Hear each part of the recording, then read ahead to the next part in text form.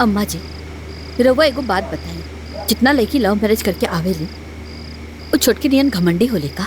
अरे छोट पड़ के तनको लिहाजे नहीं के, जब बात करेले भुजोरी से बात करेले। ना जाने हमने के खानदान में पहली बार लव मैरिज भइल बा। अरे छोटकी से बढ़ के हमार बड़की बिया, छोटकी तो बड़की के पैर के धोनो नहीं खे।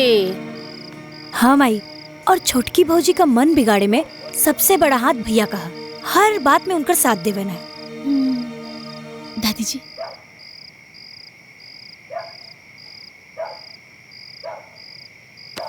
बबुनी बिल्कुल ठीक कहता री माई। देवर जी छोटकी के हर बात पे साथ देत रहेले, यही से ओकर मन इतना बढ़ गइल बा। हमनी में से किसी के तो कुछो ना बुझेली। तू बात तो एकदम सही कहता रो, जब अपने सिक्का खोटा पा तो दूसरा के का दोष दे। अरे छोटकी से लाख गुना बढ़िया हमार बड़की बिया, जो सबके लेके चले ले। बात तो एकदम सही पा रहा। हमरा लगे ना एगो आइडिया है। का?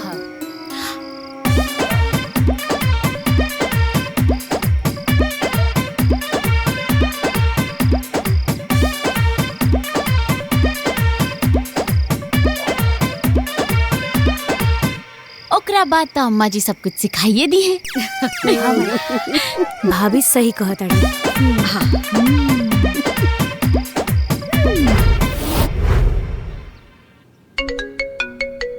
अरे प्रणाम माई। खुश रहा बिटिया, कैसन बारू हो? ठीक तने खे माई, लेकिन हम ठीक करके यहाँ रखले बनी। जाना तरू, हम जब से यहाँ आइल बनी हमर सास हमरा के दबावे के पूरा कोशिश करत तरी, लेकिन हम हूँ दबे के नाम नहीं खिलेत। एकदम ठीक करत तारी बिटिया। अरे तोरा के दबे के कोनो जरूरते नहीं खे हो। तोहरा के हम तो भर भर के दहेज देले बानी न हो, काहे बदे? एक बात हमार ध्यान से सुना, कौनो भी कीमत पे तोहरा के झुके के ना बा त ना बा। अरे यहाँ बदे हम तो बढ़ले न बानी हो। तू चिंता मत कर माई, हम सास के दबाव से टस से मस नहीं की होखे वाला। और एक बात पता बा, हम आनंद जी के कब्जा में रखले बानी। अच्छा ठीक बा माई, हम फोन रखत नहीं। प्रणाम। खुश रहा बेटा, खुश रहा। भैया भैया है ने आवा। का भइल? अरे बोला का भइल? अरे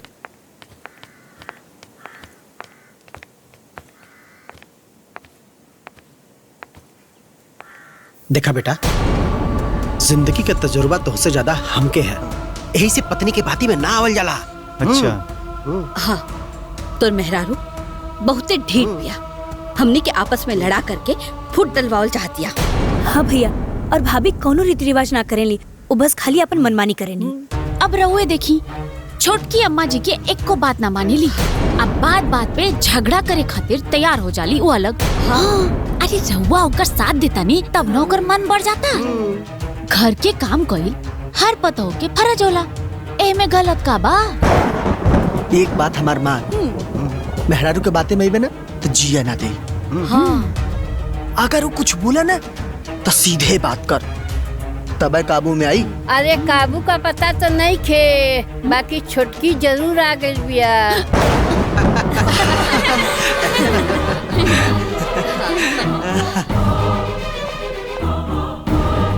रउआ लोग की हिम्मत कैसे भई हमरा खिलाफ हमरा पति के भड़कावे के? ना ना, हमने भड़कावत नहीं की जा, हमने तो बस ऐसे ही बात करत रहनी जा। है ना? बता दी, ये सब हमरा से कहत रहे कि हम तहरा बात पे ना आई।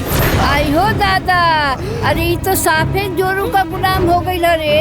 हम टीचर हई, हमरा के बेवकूफ बनावे के कोशिश मत करम लोग। कमा के भी लियाई और घर के काम भी करी, हमरा से ना होई। काहे ना होई घर के काम? बड़की भी हमर कमा ले और घर के काम भी करे ले। हम दीदी नहीं है ना, अरेंज मैरिज करके नहीं किया कि रउआ लोग के दबाव में रहम। लव मैरिज कैले बानी, गवार मत बुझम लो। आई हो दादा, ये जो छोटकी हइयो ना हमरे बड़की के गवार बनावतिया। ए, हम तरह से कौन कौन शहर में कम बानी? हाँ? रूप, रंग, पढ़ाई, संस्कार सब में तरह से 20 बानी हम। बिल्कुल। अरे झूठ बोल दे, तू इनसे अच्छी हो। सुन ला, अरेंज मैरिज ना लव मैरिज से अच्छा होला। बहुत अच्छा, सही बात है। आंचल आंचल रुको।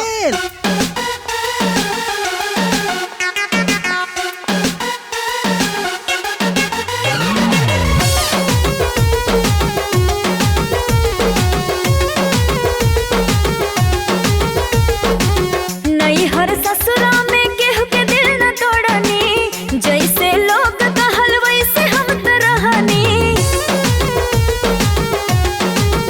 हाँ, नई हर ससुरा में केहू के दिल न तोड़नी, जैसे लोग कहल वैसे हम तो रहनी। जिंदगी काटता आनंद से, अरे हम तो आइल बानी सबका पसंद से, हम तो आइल बानी सबका पसंद से। राजा जी चाहले हमके उनके हम चाहली, सेनुर पहिरली उनके तब हम चहकली। जिंदगी काटता आनंद से, अरे हम ताइली अपना पिया के पसंद से, हम ताइली अपना सैया के पसंद से।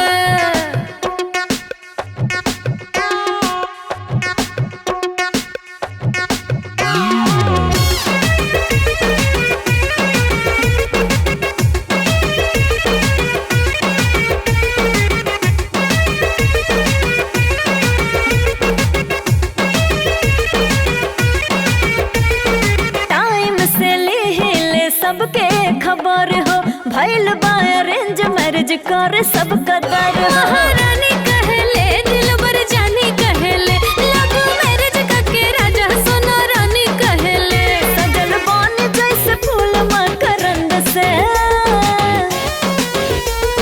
हम ताइली अपना पिया के पसंद से, हम तो आइल बानी सबका पसंद से। हम ताइली अपना पिया के पसंद से। हम तो आइल बानी सबका पसंद से।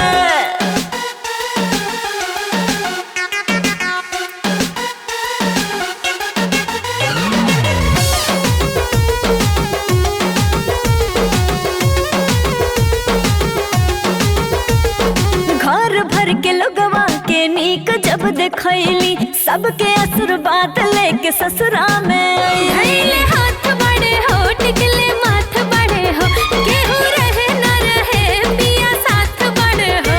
तोहरा नियन रहिले न छन छंद से, अरे हम ताइली अपना पिया के पसंद से, हम तो आइल बानी सबका पसंद से। हम ताइली अपना सैया के पसंद से। हम तो आइल बानी सबका पसंद से। आंचल आंचल अरे रुका आंचल। ए बाबू, हम भखले रहनी कि आनंद के बियाह हो जाई तो हम सत्यनारायण भगवान का कथा सुनब। अरे तो कहाँ देर भइल बा? रोपनी उपनी खत्म हो गइल बा, काम धाम से हम फ्री हो गइल बानी। जब कबू तब पंडित जी से बुला के कथा सुन ले। अरे आनंद, माई इली ई महीना का वेतन गिनली ना। आओ खाला बुझा, खाला बुझा खा। हाँ। ए बेटा, हाँ? आंचल के भी तो तनख्वाह मिल गई होगी ना? हाँ माई मिल गई है, अभी बुलाओ थे। आंचल हाँ जी, आंचल आप आपन तनख्वाह माई की दे दा। हम अपन सैलरी और माई के कहे दी। अरे काहे कि वही वेतन से माई पूरा घर संभाले ली। हम और भाभी दोनों लोग सैलरी माई के दे ही ले। मैंने दिन भर मेहनत हम करी और पैसा हम माई के दी। हम अपन सैलरी अपना मम्मी के भिजवा देले बनी। अपन मम्मी के भिजवा देलू? काहे हो? तू रहबू ऐजा खैबू ऐजा और तनख्वाह अपने मम्मी के? वैसे छोटको तू गलत करो, तू सैलरी माई के देवे के चाहिए। पारुल के देखा, सैलरी सब माई के देनी। कौनो गलत नहीं काम करत हम। हमार नौकरी हमार मम्मी पापा लगवेले बड़ा, तो सैलरी के भी हकदार उहे भइलन। और वैसे भी दीदी के दिहल तो बनेला, काहे से कि भैया जी घरे बैठल रोटी तुरे नी। आचल, जबान संभाल के। हमार पति तोर कमाई ना खाए ले। जब तू हमार पति के कुछ बोल, पति कमाए चाहे पत्नी, का फर्क होला? कोनो फर्क नहीं के। लेकिन जब हमार पति घर के कुल खर्चा देते बड़न तो हम काहे दी? वैसे भी जब भैया जी अपन कमा के पैसा देवे लगम तो हम सोचब देवे के। अरे वाह, बराबरी तो तू बहुत बढ़िया से कहलू कि जब हमार बड़का कमाई तब तू सोचबू। और चीज में काहे न बराबरी करेलू? न घर के काम करबू, न अपन तनख्वाह देबू, खाली रोब छड़बू हमरा पे। जब रउरा हमरा पे शासन करब त हमरा रौब सहे के पड़ी। हम कमाएब और रउआ खाएब। आंचल, तू अपने मम्मी पापा से ऐसा बतियावेलू? खबरदार, जे हमरा मम्मी पापा के बारे में एक शब्द बोलनी त। अच्छा, अपन माई बाबूजी पर आई तो खबरदार। जे अपन सास ससुर की इज्जत ना करेले तो ओकर माई बाप की क्या इज्जत करी? ज्यादा घमंड मत दिखाओ सरकारी नौकरी का। तोहरा नियन बड़की भौजी भी सरकारी टीचर बाड़ी, बाकी तोहरा ले बहुत बढ़िया बाड़ी। बस, अगर एक भी शब्द रउआ लोग हमरा के कुछ बोलनी ता भूल जाएम हम कि ई हमार ससुराल है। और हमरा के दबावे के कोशिश भी मत करब लोग। बुझाइल? अरे अरे तू खड़ा खड़ा टुकुर टुकुर मुंह का देखता रहा। अपने में रहू को समझाना सकता बा? का समझाई? कौन उनके गलती बाय में? अरे जब कोनो गलती रही तब उनसे झगड़ा करब। घर में घुसते कला शुरू हो गई। जाए आनंद, हम ना जानत रही है कि ऐसा डसे वाली मेहरारू ले बा। आई हो दादा।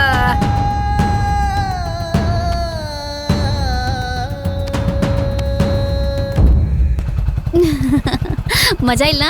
आराम से चलाई।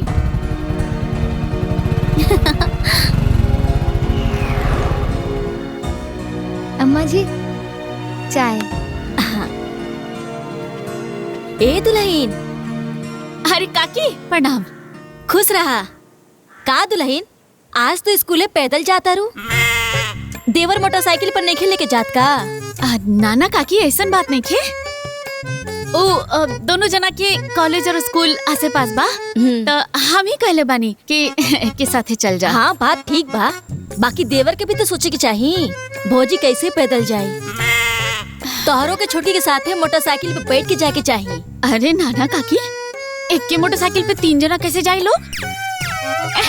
यही से हम कह देनी हा कि दोनों जना जा लोग, हम पैदल चल जाए। अच्छा ठीक बा काकी, हमके ना स्कूल खातिर लेट होता। हाँ, हम ठीक चलता बा, ठीक बा। माँ जी, छोटके बिना घूंघट के रहली, हमाऊ कहाँ रह सकेली? ढेर देखा देखी करे की जरूरत नहीं खे। घर में बिना घूंघट के रहा और गांव समाज के सामने घूंघट कल जरूरी है। इला जा अंदर। जी माँ जी।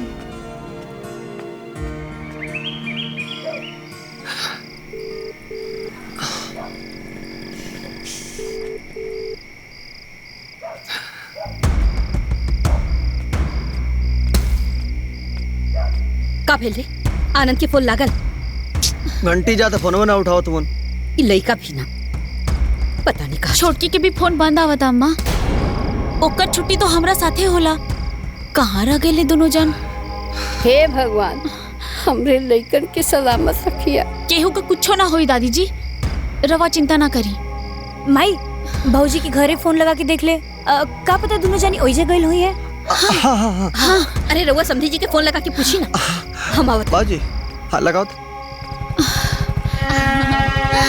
आज तो मजा आ गया ना।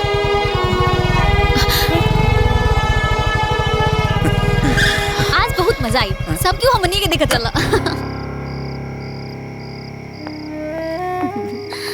लौकता हमरा कि तोहरा के बहुत मजा आ गई बा। कहाँ रहले तोनी के इतना रात तक? माई, आंचल के घूमे के रहे, यही वजह से लेट हो गई। अरे घूमे के जाए कर है तो कम से कम बतावे की चाहत रहे ना। पूरा घर भर परेशान बतौनी खातिर, और तोहनी के कोनो मतलब ही नहीं। हम इतना फोन लगाओ तो नहीं, फोन कहना उठाओ तला। अतहर फोन काहे बंद आवता आंचल? अरे अरे, एक साथ इतना क्वेश्चन? बुझाता हमनी के कोनो गुनाह कर देले बनी जा। अरे मन कैले से घूमे के चल गई नहीं है जा। एमे इतना काहे रोवा लोग गरम होते नहीं लोग। बेटी पतोह के देर रात तक बाहर ना रहे के चाहिए। गांव समाज के 4 लोग 4 किस्म की बात करेला। वो लोग के नहीं पता का कि हमनी के पति पत्नी है जा। और शादी के पहले भी हमनी कैसे घूमत रहनी जा। शादी के पहले घूमत रहलू हा, बकिर अब हमरा घर के पतोह बाड़ू। घर के मान मर्यादा के जिम्मेदारी पतोहार। बढ़िया जबरदस्ती बा। एकरा से पहले तो हमने के शादी के पहले रहनी है जा। कम से कम अपना मर्जी से आवत रहनी है जा, जात रहनी है जा। राउर माई तो हमारा आजादी छीन ले बानी। बड़ से बात करके तमीज सिखा आंचल। आजादी के ई मतलब होला कि घर वालन के परेशान करे लोग। जब मन करे तब घरे आवे लोग। हर घर के कुछ नियम और कानून होला, सब केहू के माने के पड़ेला। बस बहुत हो गई। जेकर मन में जौन आवता वो बोलत जाता। अब हम केहू के एक शब्द ना बर्दाश्त करब। हम केहू के गुलाम नहीं खी। हमर जवन मन करी तवन करब। कितना अच्छा मूड रहा बेचारी के, तू सब लोग मिलके नाराज कर दला। का बताई तू लोग के? अरे अपना मेहरारू की परेशानी लौकता तोहरा के, अपन माई की परेशानी ना। बहुत बढ़िया करत आरे ते। आंचल, ए आंचल।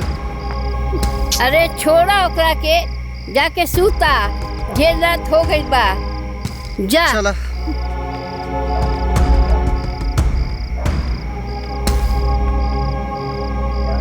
ऐसे अच्छा तो हमार बड़की बिया जो आज ले हमरा मर्जी के खिलाफ घर से कदम बाहर ना निकलस।